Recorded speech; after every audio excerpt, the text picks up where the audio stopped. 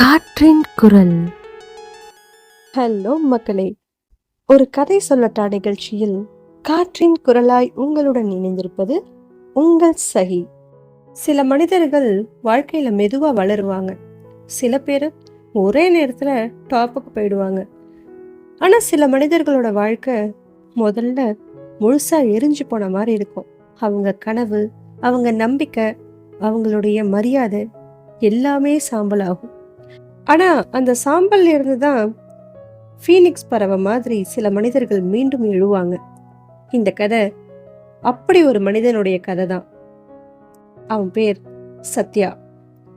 27 வயது, diploma mechanical படிச்சிருக்கான். Middle class family, அமைதியான பையன், பொறுப்பான பையன், நிறைய கனவுகள் உடையவன். குமார் சத்யாவுடைய அப்பா தொழிற்சாலையில வேலை பார்த்துட்டு இருக்காரு. கடின உழைப்பாளர், குடும்பத்துக்காகவே வாழ்ந்தவர். ரேவதி சத்யாவுடைய தங்கச்சி, காலேஜ் ஸ்டூடெண்ட், அண்ணனை ஹீரோவா பார்க்கக்கூடிய ஒரு பொண்ணு. ஜெகன் சத்யாவுடைய நண்பன், பாசிட்டிவ் மைண்ட் செட் உடையவன், பிராக்டிக்கலா திங்க் பண்றவன். காலை நேரம், கோழி சத்தம், அடுப்புல டீ கொதிக்கிற சத்தம். திருப்பூர் பக்கத்துல ஒரு சின்ன இண்டஸ்ட்ரியல் ஏரியா, ஒரு குறுகின தெரு, சின்ன சின்ன வீடுகள். மழை வந்தா சேரு, வெயில் வந்தா தூசி. அந்த தெருவுல 3வது வீடு தான் சத்யா வாழ்ந்துட்டு வர வீடு. சின்ன வாடகை வீடு, ஒரு ஹாலு, ஒரு பெட்ரூம், ஒரு சின்ன கிச்சன். ஆனா அந்த வீட்டுல ஒரு விஷயம் மட்டும் ரொம்பவே பெருசு. அது அவங்களுடைய கனவு. குமார் காலையில 5 மணிக்கே எழுந்திரிச்சிடுவாரு. அவர் வேலைக்கு போக தயாராகும் போது அவருடைய மனைவி மீனா அமைதியா டிஃபன் பேக் பண்ணுவாங்க. சத்யா அரை தூக்கத்திலேயே, அப்பா இன்னைக்கு ஓவர் டைமா? குமார் சிரிப்பாரு. நீங்க நல்லா வாழ்ற வரைக்கும் எனக்கு ஓவர் டைம் தாண்டா தம்பி. இப்படி அவர் கேஷுவலா சொல்லிட்டு போயிடுவாரு. ஆனா அந்த வரிக்குள்ள எவ்வளவு சோர்வு இருந்துச்சுன்னு அப்ப யாருக்குமே புரியல. சத்யா ஒரு நல்ல மாணவன், ஸ்கூல்ல ஆவரேஜ் மார்க்ஸ். ஆனா டீச்சர்ஸ்க்கு அவனா ரொம்பவே ஃபேவரட். ஏன்னா அவன் அந்த அளவுக்கு ஒரு மரியாதையா நடந்துக்கக்கூடிய ஒரு பையன், பொறுப்பான பையன், அமைதியான பையன். இன்ஜினியரிங் படிக்கணும்னு ஆசை, மிஷின்ஸ் மேல இன்ட்ரெஸ்ட். ஆனா 12th முடிஞ்சதுக்கு அப்புறம் தான் வாழ்க்கையோட ரியாலிட்டியே வந்துச்சு. காலேஜ் ஃபீஸு, லோனு, வீட்டு செலவு இப்படின்னு. ஒரு நாள் இரவு அவன் கிச்சன் கிட்ட நின்று அம்மா அப்பா பேசுறத கேட்டான். இன்ஜினியரிங் ஃபீஸ் எப்படிங்க கட்டுவோம் என்று மீனா கேட்க குமார் அமைதியா இருந்தாரு. அந்த அமைதி சத்யாவுக்கு பதிலா இருந்தது. மறுநாள் அவனே சொன்னான், அப்பா நான் டிப்ளமாவே படிக்கிறேன்ப்பா. குமார் திடீர்னு திரும்பி பார்த்தாரு. ஏன்னா ஒரு அப்பாவுக்கு தன்னோட கனவு உடைஞ்சதை விட பையனுடைய கனவு உடைஞ்சது தான் அதிக வலியை தரும். டிப்ளமா முடிச்சதும் சத்யா ஒரு சின்ன மேனுஃபேக்சரிங் கம்பெனில சேர்ந்தான். சேலரி ஒரு 13-14 ரூபாய் இருக்கும். அவனுடைய முதல் சேலரியை வாங்கிட்டு வீட்டுக்கு வந்த நாள் ரேவதி செம்ம எக்ஸைட்டடா இருந்தா. அண்ணா ட்ரீட்டு. சத்யா கிட்ட ஒரு சின்ன சிரிப்பு மட்டும்தான் பதில் இருந்தது. ஆனா அந்த சேலரியிலிருந்து வீட்டு வாடகை, இபி பில்லு, சாப்பாட்டு செலவு, மருந்து செலவு, காலேஜ் ஃபீஸ், கடைசியா அவனுக்காக எதுவுமே மிச்சமே இல்லை. ஒரு நாள் அவனுடைய பழைய ஷூ கிழிஞ்சிடுச்சு. ஜெகன் கேட்டான், டேய் புது ஷூ வாங்கலால? சத்யா சிரிச்சான், இந்த மாசம் தங்கச்சிக்கு ஃபீஸ் கட்டணும்டா. சில மனிதர்கள் இப்படிதான் தங்களோட ஆசையை பொறுமையா போஸ்ட்போன் பண்ணிட்டே வாழ்ந்துடுறாங்க. நவம்பர் மாதம், மழைக்காலம். அந்த இரவு குமாருக்கு நைட் ஷிஃப்ட். மீனா தூங்காம வெயிட் பண்ணிட்டு இருந்தாங்க. ராத்திரி மணி ஒரு 12:30 இருக்கும். திடீர்னு அந்த தெருவுல ஒரே சத்தம், ஃபேக்டரியில ஃபயர்னு. அதே நேரம் சத்யாவுடைய போன் அடிச்சுது. உடனே ஜிஹெச்க்கு வாங்கன்னு யாரோ சொல்ல அவனுடைய ஹார்ட் அந்த நிமிஷமே ஃப்ரீஸ் ஆயிடுச்சு. பைக் எடுத்துட்டு அந்த மழையிலையும் ஓடுனான். ஹாஸ்பிட்டலுக்கு வெளியே அந்த ஃபேக்டரியில வேலை பார்க்கக்கூடிய எல்லா குடும்பமும் அழுதுட்டு இருந்தாங்க. ஆம்புலன்ஸ் சைரன், புகை வாடன்னு ஒரே ரணகலமா இருந்தது. அவன் அப்பாவை தேடினான். கடைசியா அந்த தீக்காய பிரிவுல அங்க குமார் படுத்திருந்தாரு. உடம்பு முழுக்க தீக்காயங்கள். சத்யா பக்கத்துல போனான். குமார் கண்ணை திறக்க முயற்சி பண்ணாரு. சத்யா என்று சொல்லிக்கிட்டே அவன் கையை பிடிச்சாரு. வீட்டை பார்த்துக்கோப்பா, இதுதான் அவர்கிட்டேருந்து வந்த கடைசி வார்த்தை. அதுக்கப்புறம் அந்த மானிட்டர்ல ஸ்ட்ரைட் லைன் தான். அந்த சத்தம் சத்யாவுடைய வாழ்க்கைய 2ஆ உடைச்சுது. இறுதிச் சடங்கு முடிஞ்சதுக்கு அப்புறம் வீடு முழுக்க ஒரே அமைதி. முன்னாடி டிவி சவுண்ட் இருக்கும், அப்பாவுடைய இருமல் சவுண்ட் இருக்கும், டீ குடிக்கிற சத்தம் இருக்கும். இப்போ ஒண்ணுமே இல்லை. ரேவதி அமைதியா அழுதுட்டு இருந்தா. மீனா சாப்பிடவே மாட்டாங்க. ஆனா சத்யா மட்டும் அழவே இல்லை. ஏன்னா அவனுடைய மனசு ஷாக்ல மரத்து போன மாதிரி ஆயிடுச்சு. சில மனிதர்களுக்கு வலி அதிகமா இருந்தா கண்ணீர் கூட வராது. அடுத்த வாரத்திலேருந்து பேங்க் கால் வர ஆரம்பிச்சுது. Loan EMI பெண்டிங்னு.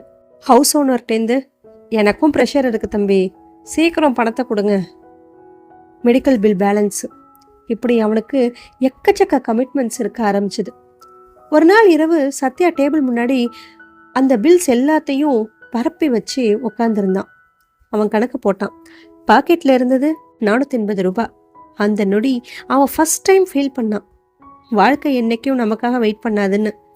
அந்த இரவு அவன் வாசல்ல தனியா உட்காந்துருந்தான். மழை வாசம், தொலைவுல ட்ரெயின் சத்தம். அவனுடைய மனசுல ஒரே ஒரு கேள்விதான், நான் எதுக்காக போராடுறேன்? இந்த ஒரு கேள்வி மட்டும்தான் அவனை சுத்தி ஒழிச்சுக்கிட்டே இருந்தது. அந்த நேரம் ஃபோன் வைப்ரேட் ஆச்சு. ஜெகன் கிட்ட இருந்து மெசேஜ். நாளை காலையில வெளியே வா என்ற ஒரே ஒரு மெசேஜ் மட்டும்தான். மறுநாள் காலையில டீ கடையில ஜெகன் சத்யாவை பார்த்ததுமே புரிஞ்சுக்கிட்டான், அவன் முழுசா உடஞ்சு போயிட்டான்னு. டேய் சத்யா. சத்யா அமைதியா இருந்தான். எல்லாமே என்னை விட்டு போயிடுச்சுடா, எதுவுமே இப்போ எனக்குன்னு இல்லை. ஜெகன் பொறுமையா டீ கிளாஸை கொடுத்து, இல்லடா உன்கிட்ட இன்னும் ஒரு விஷயம் இருக்கு. என்கிட்ட என்ன இருக்கு? நீ இருக்க. உன்னை நம்பி 2 பேர் வீட்டில் இருக்காங்க. நீ உடஞ்சா அவங்களும் உடஞ்சு போயிடுவாங்க, புரியுதா? அந்த வார்த்தை சத்யாவுக்குள்ள ஏதோ பண்ணுச்சு. மறுநாள் காலையிலேருந்து காலை வேலையா ஃபுட் டெலிவரி பண்ண போவான். மதிய நேரத்தில் மெக்கானிக் ஷெட் போவான். நைட் நேரத்தில் ஆன்லைன் கோர்சஸ். அவனுடைய உடம்பு முழுக்க டயர்டானாலும் அவனுடைய மனசு சோறவே இல்லை. ஆனால் அவன் அதுக்கான நிறுத்தலை. ஒரு நாள் மிட் நைட்டில் படிச்சுட்டு இருந்தப்போ அப்படியே டேபிள் மேலேயே தூங்கிட்டான். அம்மா மெதுவாக பிளாங்கெட் எடுத்துட்டு வந்து போட்டாங்க. அவங்களுடைய கண்களில் கண்ணீர். ஏன்னா ஒரு அம்மாவுக்கு பையன் கஷ்டப்படுறத பார்க்குற வலி தன்னோட வலியை விட ரொம்ப அதிகமாக இருக்கும். பிறகு சத்யா சின்னதாக ஒரு ஆன்லைன் பிஸ்னஸ் ட்ரை பண்ணான். அதுவும் loss. Workshop idea try பண்ணான். அவனுடைய பார்ட்னர் அவனையே ஏமாத்திட்டான். ஒரு நாள் பேங்குக்கு வெளியே உட்காந்துருந்தான். பாக்கெட்டில் ஒன்றும் இல்லை, எம்டி.